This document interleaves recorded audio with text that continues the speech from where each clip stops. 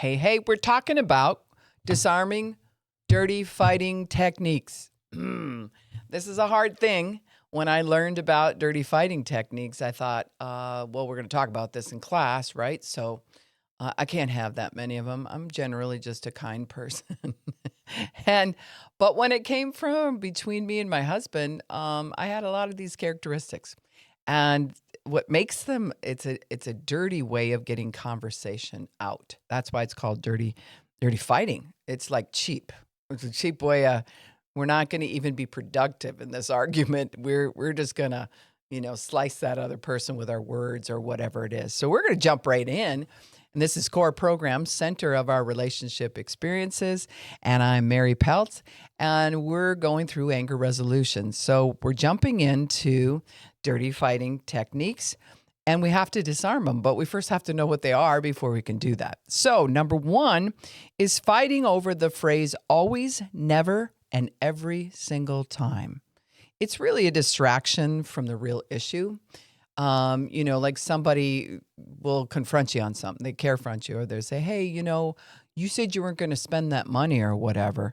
And boom, they'll use always, never, and every single time. You'll be like, every single time I do anything, you're always coming against me. It's not always. Yes, it is. I barely do anything and you never listen to me. And suddenly the person maybe been confronting the woman or the man. I mean, the woman could be confronting the man regarding finances.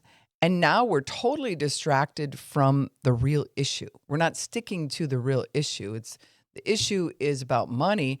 And suddenly it's switched to you never, and you're always doing this, and you're coming against me every single time. Well, these are not realistic words. Like always, never, and every single time, if somebody videotaped your life, you would see that life is not always, and it's not never. You never understand me. I'm pretty sure there's some times that other person understands. And it's not every single time. It's just not. But this is the emotion of what the person feels. But, and so they can do that. Always, never, every single time. But also it can be like, let me get you off the real subject, right? And when a child does that, you say, that's a separate issue. All right, that's a separate issue, and I'm willing to talk about that issue. But right now, I'm talking about what you spent. That's what we need to talk about. We need to stick to the real issue. And it's like, well, I can't because I can't believe you're saying this to me again because you do this always, like it's every single time. And I never even get a word in because you're always on me, always about the finances. That's a distraction. And it doesn't matter if it seems often. It doesn't matter if it happened 10 times last year. It's not every single time, and it's not always. And maybe they have a valid thing they're bringing up. Maybe there's a problem with finances or some type of communication. Maybe you understood them to say something that they never said or vice versa. I mean, we have to take a look into this. We have to be willing to dig into it and say, sure, I'll be willing to talk to you about that. Here's my reasoning why I spent that. I felt like I was going to spend a little bit more on this, but I'm also not spending over here. I just kind of made that switch. I felt like we needed more of, or whatever it is. But I've seen this where suddenly a new boat pulls up and at the beach, and you see this woman very angry because her husband went out and got that boat without saying anything. And when she brought it up, I thought we were not going to spend. I thought we agreed to. See, there's an expectation here most of the time as I thought we agreed to. And so then when she says that, she's just holding the person accountable to what we agreed to. Like, aren't we on the same page? Or he's doing the same thing. Are we on like the same page? But it comes up where you feel attacked. It comes up where you feel like, I got to get this off of me. And so we'll say those distractive things. Here you go again. Every single time. I can't get any peace around here. I try to do something nice for the family or do something, and it's a total distraction of the real thing that needs to be talked about. It's dirty fighting. It's not fair. That is not fair fighting. And if you're going to fight, really we shouldn't be fighting. We should be having discussions. But if you're looking at it like if there's a fight going on, it's like that's a jab in that changes it up and really then distracts that person because if you drive that home, they will respond to you if they bait into that. They'll say, I'm not bringing this up all the time. Yes, you are. Remember the time? See, women are really good on this because our memories are just sharp when it comes to. Remember the time we were at that wedding? You had on that blue shirt. Remember that? And you just disregarded me just like you're doing now. I never had on the blue shirt. I don't even remember that. Why are you bringing that up? And we were over here talking about some spending error and just want to discuss it. And it goes over to a wedding that happened who knows how long ago. And, and now you're just hurting me again. That's what you're doing. You're just hurting me. And the person's like, I'm not trying. Now you're arguing about a separate argument and it's not making sense. So that's a distraction from the real issue. I see this a lot. I've done this. if we got to be accountable, I've done this. I used to be really good at this. Actually, I didn't know I was doing it. It was a trained behavior. I watched other people do it and I was like, well, that feels natural. And so I did it. Well, once I found out it was wrong and we got into something that where maybe I was afraid to give an answer or there was something else going on with me or I misunderstood or whatever it is. And I'm like, and then I would correct myself like, okay, no, I'm not going to dirty fight. This isn't every single time. This is not always, and you never. This is me owning behavior right now, or I'm just going to go and answer a question and bring accountability. Now, if that other person escalates, I'm not responsible for that. I'm going to give a solid answer, and I'm willing to work on that answer with you. But if they totally lose it because I'm giving an answer, that's on them once again. So that's the number one, fighting. And then also, we're just going to go to number two, right? Number one was hard enough to face. So we're going to go on to number two. The archaeologist digs up the past to win or control. Similar to what we just talked about, but the archaeologist keeps an eye on every dig. Has a perimeter around those digs. You can't bury up the bones of the past or anything. In fact, if he's wanting to win something or she's wanting to win something, they get their little brush out and they're at the dig and they're trying to reveal the bones of this thing and remember exact, and they don't want anybody messing with it. And it takes time to really dig that up. And so then when they have it though, that's the thing they're going to use. Now, if they find that they dug something up and they come at you with that, and you're like, oh, yeah, I remember I did that. I'm sorry. Yeah, that was a rough time. Then it's an unproductive dig for them. And so you're actually taking that away. But guess what? They'll get their little brush out and go try to find something else. When they find the thing that it's like, remember this? Remember this ancient thing that happened? This is what you did. Then that can cause the other person to retaliate. Like, why do you always bring this up every single time? And there's a big argument about it because that person who's the archaeologist is really looking for your pain. When small children say, I hate you, to their mom, it's like they wanted macaroni and cheese. Instead, you gave them something else. And suddenly they go to the length of hating you. It makes no sense. It's like, I loved you. I needed you to read me a story, all of these things. I want to snuggle with you. But now there's no macaroni and cheese. So now I'm in the hating realm. They'll go all over. They use the biggest words that they can find. I hate you.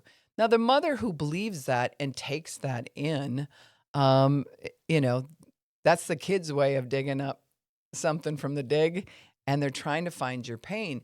If they found pain in that, you're feeling like a failure as a mom. You're feeling like a failure as a dad. You're feeling like, how could they say that to me? Well, they're 3, and stuff comes out of 3-year-olds. Stuff comes out of teenagers. Stuff comes out, and it's immaturities. And so we shouldn't have the expectation that we're never going to experience this. But if you feel attacked at work, if you feel like people aren't listening to you in other zones, in the family members, at family reunions or whatever, somewhere you're still hurting, and the archaeologist finds that pain, they're going to use that every single time. We'll use that phrase. They're going to push that button, and you have to take the buttons away from him. Like, wow, that was kind of mean you brought that up. I thought we closed that already. But I'm still talking to you about this. So, and I hate you, Mom. Well, that's your choice. You can do that. But we're still talking about this. It's very difficult to do that if hurtful words come at you. And as a parent especially, you're like, they hate me now. No, they're just immature. So they're just trying to pull a big lever. They're just trying to find your button of pain. You can't give them that. I tell people all the time, you can't give them that. Why did you give them that? If the pain comes up and you feel it, be like, in your brain, say, I'm dealing that. That's a separate issue. I'm going to deal with that. This child saying, I hate you is just a manipulation right now. An adult can say that. Well, I don't love you anymore. Ooh, okay, we've been together this long and now you're just pulling this big lever.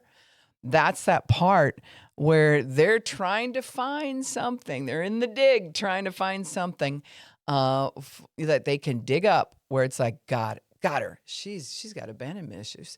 If I want to win this thing, I just got to touch that abandonment issue every time. And it'll go explosive, and it's dirty fighting. Stop. I like to map my life. Sometimes it can be taken as an archaeologist, but if I'm talking about an issue of what I'm feeling right now, and it ties back into something that happened to me, I can say, well, what happened to me in the past, even if I'm talking to the person who did the thing to me, what happened to me in the past was this, and it's created this, and right in this moment, I'm feeling this way because of it, and I need to work through that. That person, that's not dirty fighting. That's not like I went in the dig, because the dig is really there to dig at you. The dig is really there like, I'm just going to go all the way back here and distract, and I'm going to say something hurtful to you so that I come out on top of this argument. You see it? It's painful to see. You might have just did this morning over coffee. I don't know. But it is painful to see. I know that that's one of those things that's a dirty fighting technique. Now, number 3, and these are not in order of hurtfulness. I mean, depends on who you are, wherever we go through. This reoccurrence of these behaviors can really, we brace ourselves. We'll be like, oh, they're going to throw this in my face, or they're going to say always every single time, and then I'm going to be cornered, or whatever it is. And we have to bring ourselves to Jesus and get the peace that he has so we can be calm and see it for what it is. Like, the always, never, and every single time is trying to distract and change the subject. The archaeologist is trying to find my spot of pain. I'm not going to give you that. That's what should be in your mind. No, I can't give this situation that, or I'm meeting them right where they're at. And if they're being dysfunctional, I can't meet them with dysfunction. See? All right. So the third one is the disappearing act. Leaves or shuts themselves away. Now, guys will leave and go work on their car. Guys will leave and go be with their buddy. Guys will even go to a bar. Guys will leave and go to the shed. Suddenly they have a really important project that has to be done right now. And that's their way of escape to get out of the situation. Some guys have mean enough behaviors. They'll make it so rough for the people in the house to stay there that they drive everybody out. And that's their way of disappearing. Everyone else has to go away. The disappearing act, leaves or shuts themselves away, can just be they're not there for you. You're watching TV together and you can just feel the wall. You ask them, are you okay? Do you need anything? Are you hungry? See, it's a disappearing act that takes the control in their mind. It's taking the control away from anything from you where you can give input or get input.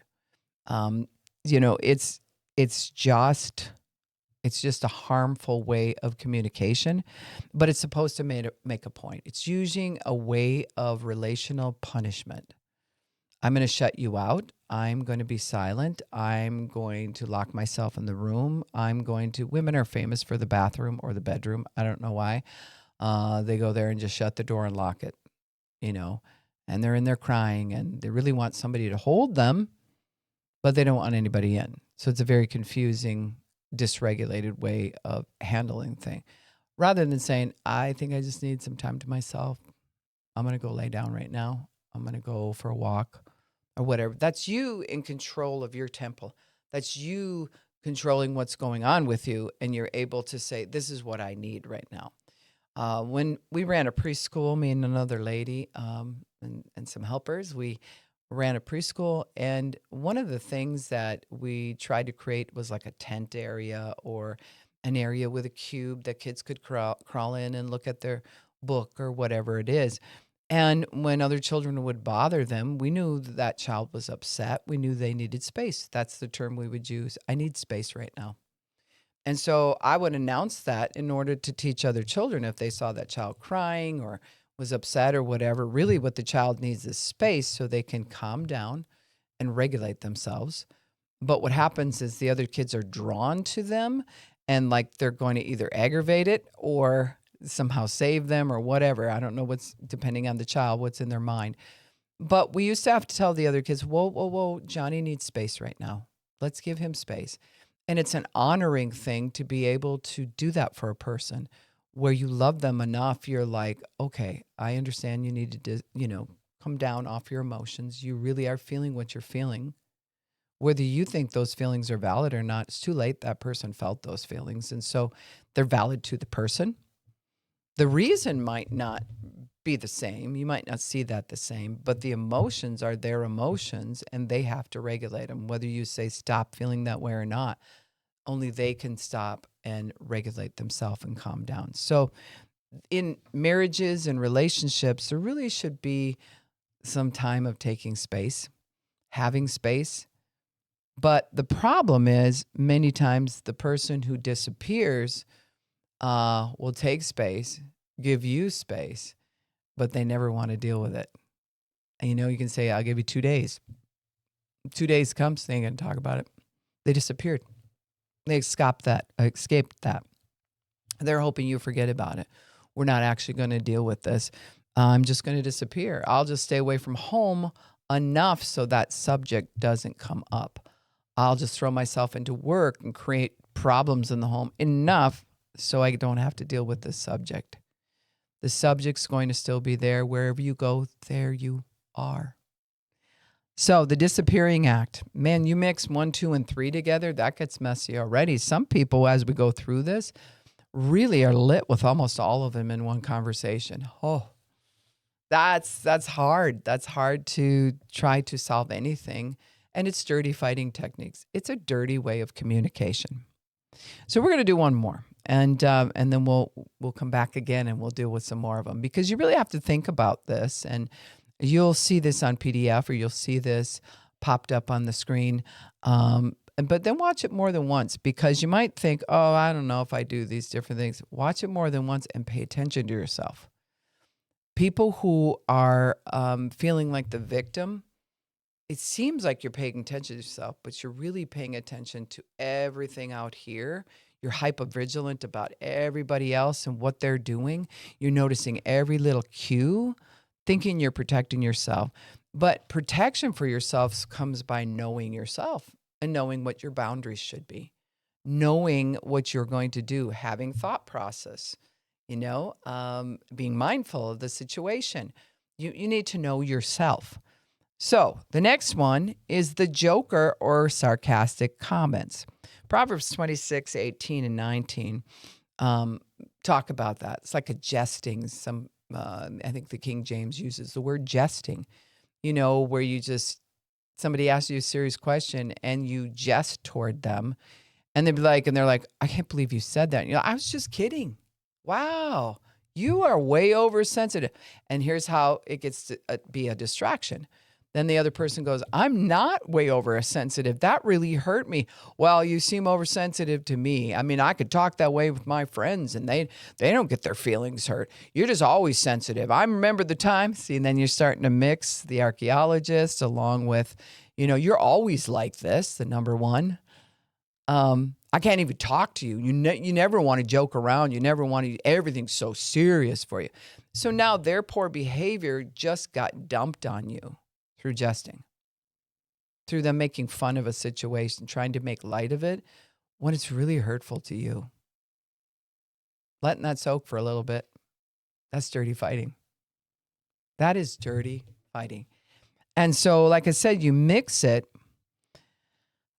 You mix the joker where, I've heard people say, well, he's just never serious about it. I tried to talk to him about it and he just goofs it off. He just distracts from it. He just acts like it's no big deal.